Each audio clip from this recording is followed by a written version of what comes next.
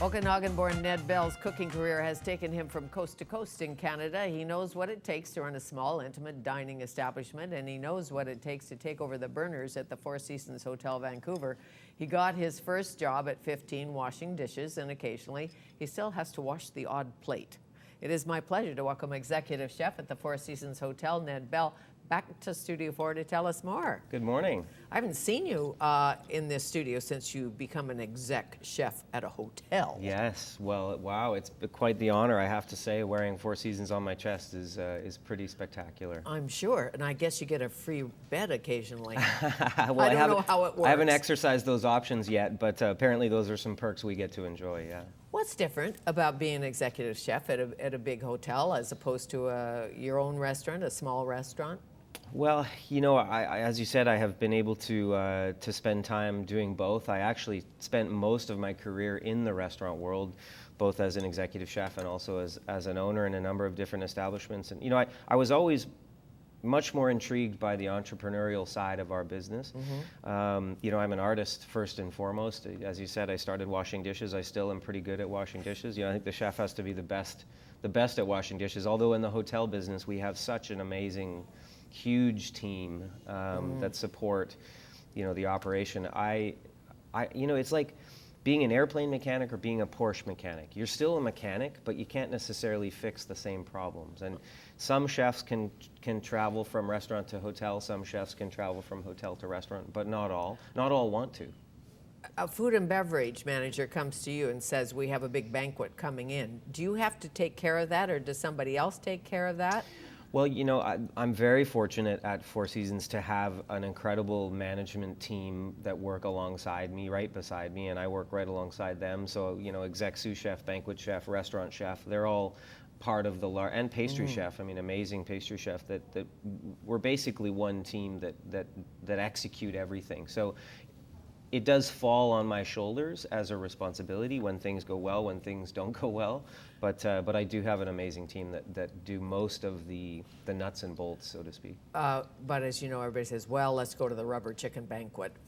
Exactly. It's got a bad rep, most of those banquets. You know, Four Seasons, I believe one of the reasons why they hired me was they're shifting into a mentality and a concept where they really want chefs who have identities, who have the ability to stand in front of guests or stand in front of sure, of the GM. And getting away from that hotel food. Exactly. Because there was a day when you'd eat in a hotel and suggest that it was hotel food. And now you've got you and you've got Hawksworth and so many fabulous I think you're seeing a real chefs. shift in not only this city, in Toronto especially, with our new Four Seasons opening there. And you know, in most major markets, hotels are still they're a special place. They hold, you know, with Four Seasons Vancouver, we've been around for over 35 years. I mean, it's a historical kitchen with Michael Noble and Rod Butters and Bernard Cassavant that have all gone through that kitchen, some giants in our industry. And now, as the executive chef, I just feel such an honor to be able to continue that journey. And you know, people, maybe for 10 years, hotels weren't where great restaurants were. Now you're seeing that with Hawksworth, with you know what Chef Hamid is doing at the Metropolitan, or you know the chef at the Pacific Rim here, or the new female chef at the Waterfront. She's amazing. So you're really seeing a lot of strong culinary talents go back, focus on the hotels, because the hotels, they give us such a platform that you sometimes don't have in restaurants. And it is nice. I had a free night I shouldn't say free night, a media night. Yes. At the Georgia. Yes, and, gorgeous hotel. And went to Hawksworth. It's so great. We didn't have to go anywhere. Yeah. Just down the elevator. Yeah, certainly. Hotels are recognizing that when you have a chef and or you know, I was going to say seafood concept, but a concept that gives your property and identity. That's why we decided to rebrand our restaurant. Yes. Was we really wanted to have an identity. And in Vancouver, there's only a handful of great seafood restaurants, and so we wanted to be one of them. And it's been incredibly successful. And I think you took the lobster roll off the menu. I don't understand that. It's called evolution, Fanny. It's called evolution. You know, you changed it up on me. Well, you know, past chefs who came up with great things, we try and honor the past, but we also try and reinvent for the future. And, I get it. You know, I get it. I appreciate that. Although I know you're coming for lunch today, maybe I am. Maybe I could make you one. Well, I hate to ask special favors, but you know, But and you're those allowed. little crab tacos you make, those yumbo. are a signature of mine, and they're a huge, probably our number one appetizer on the menus. Okay, so sustainable runs through your food philosophy, I know. It's very much so. Farm to table, You know, all of that. I was born in the Okanagan. My dad was the first hydroponic tomato farmer in the Okanagan Valley. I didn't know that. Yeah, although he was probably growing other things hydroponically back in the early 70s. But, you know, my name is Ned after all, so who knows. But, you know, my parents, my grandfather had a summer home there, still does for, you know, 60 years, and born on a farm, and always dreamed of going back to that region where I feel at home. And so I have a restaurant there that I'm very fortunate. The Cabana, the two amazing business partners Right.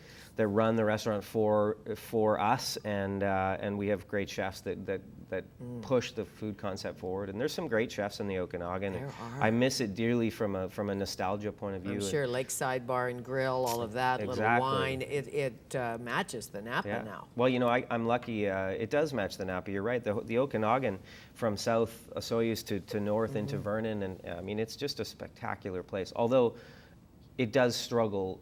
One of the things it struggles with is seasonality, of course. You know, the weather. From May until October, the two wine fests that bookend our busy season is really where most of the business is done, when Alberta comes into town and Vancouver goes up and spends some time in their lakefront homes. And that's the funnest time to be there. And certainly, you know, I as a chef get to live best of both worlds. I get the best city in the world, Vancouver, and I get, you know, the best vacation city in the world, And the Kelowna. province that has some of the best halibut in the world. It does. I was the first restaurant in Vancouver to have Steve Johansson's organic ocean halibut on our menu in our kitchen for only for one day. I only beat everybody by one day, but honored. Of course, Steve is a very good friend of mine, and I love supporting. I love knowing who catches it and where it was caught and when it was caught, and that sort of speaks to this tuna project that I have. What here is the in front. tuna project? Well, I decided I wanted to see if I could create the best tuna possible, the best canned tuna possible. There's some amazing canned tuna out there, so, you know, by some peers of ours that I'm a huge supporter of. But I wanted to create Yew tuna, organic ocean. It's from Steve. I know when it was caught. I know where it was caught. It's Oceanwise certified. And the neat thing about this tuna is if you look on the ingredients, there's only two ingredients: albacore tuna and love, because And that's all love, there needs and to it's be. organic, wild Pacific albacore tuna Yeah, and so, you know, a lot of For times you. canned tuna is for Easter.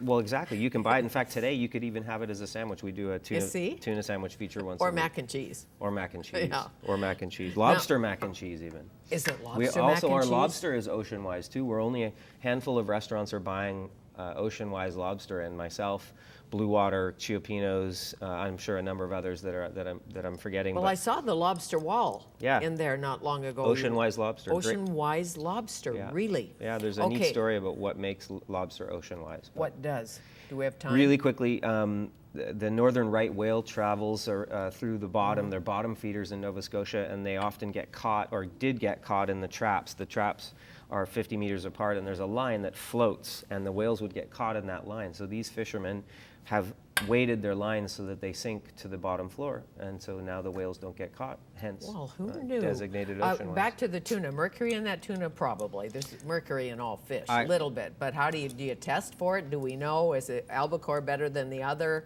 Yeah, great question. I will have to get back to you on Okay, it. get back to me on that. And what about packing in water or oil? Is this in This water? has actually got nothing in it. So if you if you shake the can, what this is, I call it the tuna love. It's the moisture after you cook the tuna that's released. So you actually don't throw this liquid out. You dump the whole thing into the bowl, fork it all back together, moisture, the tuna liquid.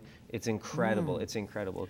You put tuna, or you put oil or water or lemon or salt, because traditional canned tuna is cooked twice. They cook the tuna whole, they strip it, they put it in the can, then they cook it again. Right. This is just cooked once. This is right out of the sea, so to speak. Yep, So Vancouver Island. back to halibut. Yep. How do you cook it? Don't freeze it, right? Well, you know, frozen you? fish is Frozen at not sea? always a bad thing, because frozen at sea often it can, if it's thawed slowly and properly, can be okay. But this time of year, why bother? We get the best halibut in the world, and you know, I love to grill it, or, you know, barbecue it if you choose. But the classic, rich, luscious way to cook halibut is pan-sear it in olive oil or in canola oil, golden brown crust, flip it over, sort of 4 minutes each side, and then put a couple knobs of butter in the pan and just nap over the butter, and it's just extraordinary. Yum. So Maybe you some don't put it lemon in the juice. oven? Just, You can put it in you the oven. We do most of our work with really hot pans. You know, if we were to put it in the oven, just a couple of minutes. Just don't be afraid to undercook your fish just a little bit. Well, as you fish should know, be as a medium chef, rare. most people overcook fish. They really do, because they're afraid of it. They're not quite sure when it's going to be done, so they cook it 5 minutes too much. And Okay, and how about those halibut cheeks? halibut cheeks, you know, obviously if you're looking at a halibut that is, 50 pounds, you're only going to get a couple of pounds of halibut cheeks out of it. So they're a pretty amazing so delicacy, and they have a really interesting sort of spaghetti squash texture to them after they're cooked, and they're just such a treat. They're such a They treat. are such a Again, treat. sear it. You know, they're small, so maybe 1 minute per side. Really, and that's it. The most important thing with cooking is temperature control and trust your equipment. So trust your pan, trust your oven, trust your barbecue. Let it do its job. You know, don't fiddle with Okay. it. People fiddle too much, and then things go awry. And have you got some favorite BC oysters in that chef Oh brain? gosh, there is so many favorite BC oysters. One of my favorite oysters for Small, name lovely. for name only is an oyster from Washington State called Fat Bastard. Really? Yeah, that we have on the menu. I love Effingham oysters. Yes, we had those at Christmas. Delish. Yeah, I love anything from the Outlandish Shellfish Guild. They have all kinds of different oysters. And farmed oysters, okay. Farmed oysters are absolutely just What fun. about farmed salmon? Some farmed salmon. You know, On the farming. land, farmed salmon. Yeah, farming has a bad rap, but you know there is some sustainable fish farms out there, and quite honestly, a lot of fish farms are going to be the future as we continue to consume as much fish as we do. We need to rely on sustainable fish farms to supplement our seafood. When you cook a piece of wild salmon, what's your trick? Well, hands down, my favorite salmon is sockeye. You know, there's so many, coho or pink or spring, but I love sockeye because of its color. It's just such a vibrant color. There's less fat in it in comparison to an Atlantic or something that maybe people will recognize. And again, you have to cook it medium rare, because if sockeye salmon is overcooked, it's just dry. Might as well put it into a can. Sawdust. Yeah. Are you doing Iron Chef again? I am. We have a Competing? great event up at Cabana on May 6th, which is the first Sunday of Winefest, which is always amazing. I've had David Hawksworth up to compete, Pino Postorero up to compete, and this year I'm very excited to have Top Chef Canada winner Dale McKay of Ensemble fame here in Vancouver, and Lumiere, of course, after Feeney left to go run Cactus. Dale is coming up, and I'm just so excited. Any to spot prawns? Spot those prawns are all here? Spot Prawn Festival May 5th at Granville Island. Okay. Ready to go fish there. Get down for it. It's going to be incredible. The Chef's Table Society is hosting an amazing event on Saturday, May 5th. Here's my day on Sunday, though, May 6th. I run the Vancouver International Marathon Sunday morning. You do? Yeah. It'll be my 5th marathon, so I'm impressed. not that afraid.